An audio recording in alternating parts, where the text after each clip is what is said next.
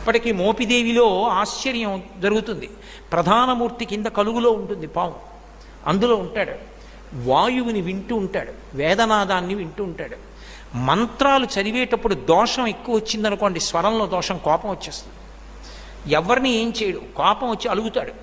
అలిగి కలుగులోంచి బయటకు వచ్చేస్తాడు. బయటకు వచ్చేసి ఎదురుకుంటే తొట్టు ఉంటుంది, అందులోకి పోయి పడుకుంటాడు.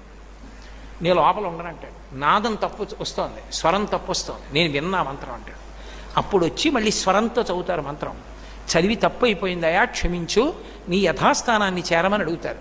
అప్పుడు ఒకసారి మళ్ళీ ఆ బుట్టలోంచి పైకి లేచి మళ్ళీ వెళ్ళిపోతాడు. అందరూ చూస్తుండగా జరుగుతుంది మోపిదేవిలో. నేను అబద్ధం చెప్పాను అనుకుంటున్నారేమో, మీరు కావాలంటే అర్చకుల్ని వెళ్ళి అడగండి. కిందే ఉంటుంది కలుగు, అందులోనే పడుకుని ఉంటాడు. అందరూ చూస్తుండగా బయటకు వస్తాడు. స్వరం తప్పినా, అనాచారం ఎక్కువైపోయినా బయటకు వచ్చేసి అలకపాన్ పెక్కి పడుకుంటాడు.